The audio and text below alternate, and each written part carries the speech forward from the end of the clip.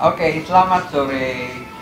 Selamat ketemu lagi kita di obrol tentang audio bersama What Hi-Fi Indonesia.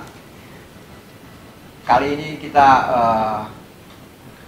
mengundang Pak Daud Pranoto, desainer dari Audio, untuk main ke galeri What Hi-Fi Indonesia di Beleza Permata Hijau. Kita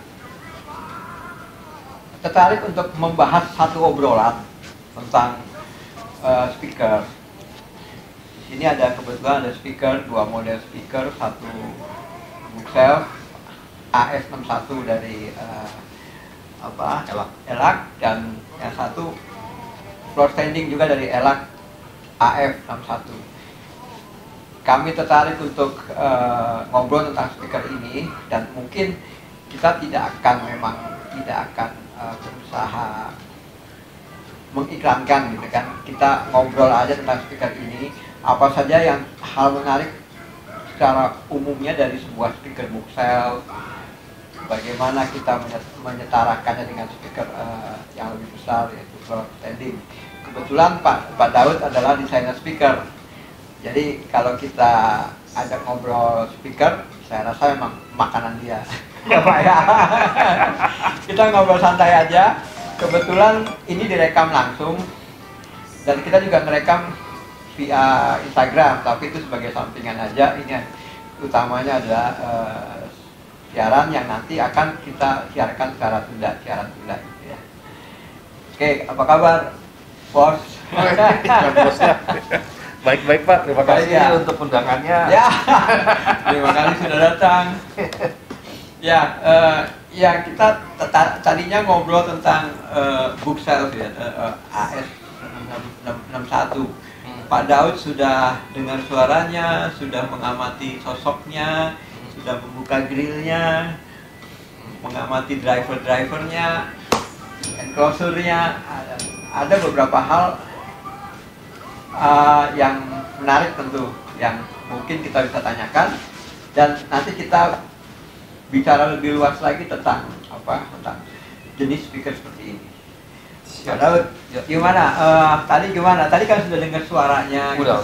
Sekilas ya, walaupun kondisinya tidak maksimal ya. Maksimal, tapi mungkin ada melihat bakat-bakat atau yang bisa kelihatan dari speaker ini. Speaker ini sih cukup menarik, maksudnya dengan size yang cukup kecil ya. Kecil ya. Terutama di bagian kabinetnya sih. Oh, enclosure-nya. Enclosure-nya, iya. Jadi speaker ini dia mengusung enclosure yang dibilang namanya inner port.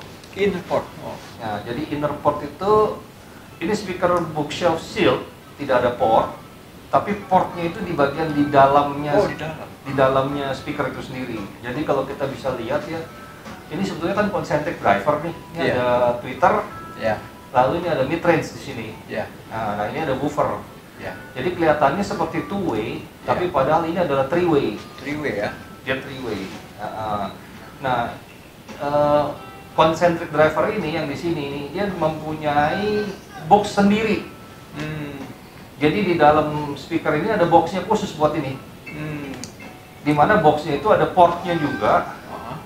Nah, portnya itu bisa dibikin koheren, bisa dibikin sama fasenya dengan si woofer ini, sehingga bisa mengeluarkan suara yang cukup linear. Iya. Ini rupanya cara untuk mensiasati speaker three way tapi dalam rupa yang kompak gitu kali. Betul. Ya. Oh. Ya. Itu berarti dia berusaha desainernya untuk berusaha bagaimana kian mendekati speaker floor standing ya. Iya, jadi dari sini kita melihat bahwa bagaimana cara bisa bikin speaker kecil dengan mempunyai body yang cukup berbobot gitu, bukan fisikal tapi secara suara gitu. Suara ya. Dengan tidak mengesampingkan clarity-nya gitu. Oh gitu. Memang ada belakangan ini kan memang ada menarik banyak orang menyinggung tentang concentric driver ya. Saya juga baru-baru ini kan. Itu salah satu menariknya ya, inner port ya. Jadi dia spesialnya itu di dalam boxnya ini ada box lagi khusus buat desain ini. Ya itu sih butuh advance matematik ya untuk bisa nyamain fasenya antara ini dengan port yang di dalam dengan yang di sini ya. Iya. Dan itu juga dia bilang efisiensinya bisa naik sih dengan adanya interport itu sih. Tapi nggak ditulis di elaknya sih seberapa jauh efisiensi itu bisa naik ya. Mungkin baca dapur dia kali ya.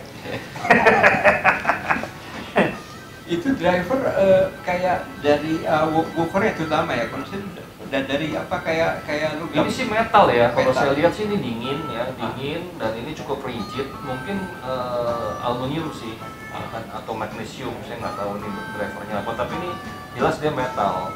dingin Dan apa maksudnya dingin dipegang dingin, pegang dingin. Iya. Itu tanda dari metal. metal. Iya. Kalau dari polypropylene atau dari paper kan biasanya kalau dipegang nggak dingin kan. Kalau Iya. kena AC gini dia nggak dingin gitu. Biasa aja itu suhu ruangan. Kalau ini kita pegang ini dingin. Nah mungkin salah satunya kalau untuk penggemar driver yang terbuat dari metal ini karena mungkin kalau digeber Attack-nya deh. attack-nya betul. Terus sama dia lebih rigid ya, rigidity-nya bagus gitu. Nah, kalau untuk driver-driver yang polypropylene apa polypropylene sama paper itu apa kelebihannya dibanding sama Warna suaranya sih biasanya. Warna Jadi suara. itu udah orang udah segmented sendiri sih biasanya. Kalau yang suka paper ya dia akan suka gitu. Dia nggak akan lihat driver yang dari metal gitu. Tapi kalau yang mungkin orang yang ngincer rigidity-nya, bassnya supaya bisa attack, bisa solid, dia pasti nggak pilih paper. Ya dia pasti pilihnya driver metal. Kalau paper tuh biasa lebih cenderung ke warm gitu, ke mellow gitu. Bassnya agak Detail. panjang. Ya. Kalau detail sih metal juga detail, Pak. gitu. Iya. Kalau dari speakernya D Audio desainer karya desain Anda itu rata-rata gimana? Dia pakai Kita mix sih ya, mix. Jadi ada buffer yang kita pakai dari titanium, ada juga yang dari polypropylene, ya kan. Jadi kita mix tergantung dari karakteristik waktu kita desain itu kita mau arahnya kemana gitu. Oh. Iya. Tapi setidaknya kalau kita mau beli speaker dari sisi bagaimana kita meninjau bahan pembuat woofernya itu dia bisa ketahuan kira-kira ya karakternya di gimana Betul, pas ya. responnya di Ya, ini sih responnya cukup cepet sih. Ya, cukup cepet, bassnya cukup tight, which is itu bagus ya, accurate ya, speaker Ya. untuk speaker kecil gini ya. Nah, kadang-kala kita kan kalau mau pilih bookshelf or floor standing adalah terkait dengan budget dan ruangan gitu ya. Betul. Ya kira. Tapi kalau misalnya kita bisa nggak itu kita memilih sebuah speaker bookshelf, ruangan kita besar, tapi kita lebih ke ini ke alasan budget, itu apa faktor-faktor yang harus diperhatikan apa? Bookshelf kan memang didesain untuk ruangan yang lebih kecil ya dibandingkan Yeah. dengan floor stand ya. Biasanya secara general seperti itu sih. Yeah. Nah itu mesti balik lagi nanti ke manufacturer-nya. Maksudnya kalau kita punya ruangan misalnya 5 meter kali 8 meter tapi pengen ditaruh bookshelf ya saya suggest sih balik lagi ke pembuatnya gitu. Tanya bisa nggak nih kalau saya punya ruangan sebesar ini pakai bookshelf misalnya itu. Nah, misalnya biasanya manufacturer itu udah ada guidance-nya, ruangan-ruangan yang ideal optimum berapa. Kalau bookshelf sih mungkin 4x4 atau maksimum mungkin 4x5 meter masih bisa. Ya, 4x6 lah ya. ya gitu. Biasanya buat kamar tidur size gitu dia cocok. Ya. Kalaupun dia pengen ruangannya dia gede, dia milih ini, setidaknya faktor apa yang di speknya kita harus perhatikan, seenggak-enggaknya bisa memenuhi dia punya. Kita lihat dari sensitivity-nya pertama, jadi sensitivity-nya berapa, itu satu. Kedua, maksimum dari watt-nya berapa, itu mesti kita lihat. Jadi misalnya ada speaker yang misalnya maksimumnya cuma 40 watt gitu, atau 50 watt, tapi sensitivity dia tinggi, misalnya 110 dB. Artinya 1 watt dia bisa ngeluarin 110 dB kan, nah itu lebih dari cukup, tuh cukup keras gitu. Iya.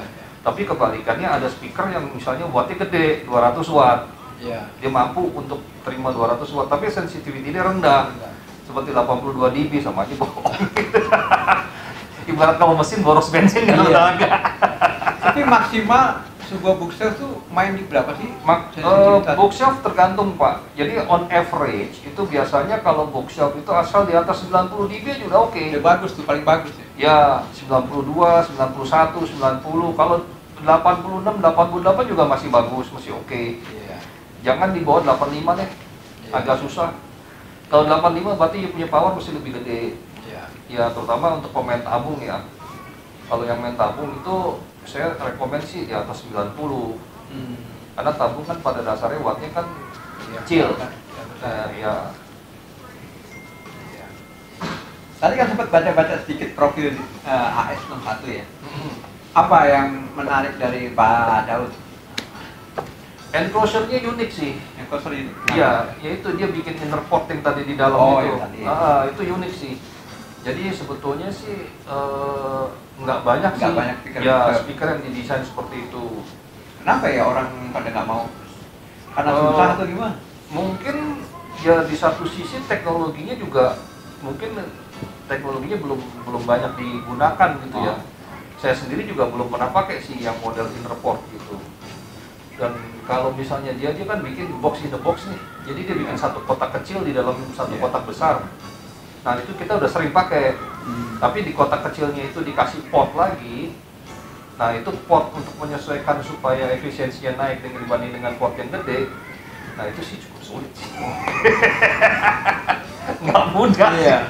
Tapi pengen nanya juga, ada trade off-nya nggak dengan pakai ini kan, dengan pakai ini seperti ini? Honestly saya nggak tahu. Jujur ya? saya nggak tahu karena saya belum pernah mendalami yang kayak gitu. Cuman kalau dilihat ya dari dia punya sistem sih unik gitu, nggak umum. Ya pastinya seorang engineer kalau dia desain kayak gitu pasti dia udah mikirin dong ada trade off-nya. Pasti sih udah mikirin sih. Dan mungkin dia lihat trade off-nya mungkin ada, tapi dilihat nggak signifikan. Kayak advantage-nya yang pasti lebih banyak daripada trade off-nya. Ya. Ya. Itu kalau boleh sharing pada waktu ngedesain speaker yang bookshelf apa namanya si yang merah Amora Ya. itu apa sih konsep nanti dinikmatinya seperti apa, orang seperti apa, di ruangan seperti apa, dikawinin sama ampli kayak apa gitu. Amora itu unik sih. Jadi gimana caranya supaya kita bikin speaker bookshelf meskipun Amora bentuknya tidak terlalu kecil ya, maksudnya kan boleh dibilang big bookshelf bongsor gitu ya. Tujuannya adalah ini masih kategori bookshelf loh, tapi suaranya floor standing. Itu sih itu yang waktu itu kepikiran pengen dimaksimasin di situ dengan kategori bookshelf, tapi kita bisa mendapatkan bass yang cukup rendah, yang dimana tidak semua floor standing pun bisa mengeluarkan itu gitu. Iya. Nah itu yang konsepnya seperti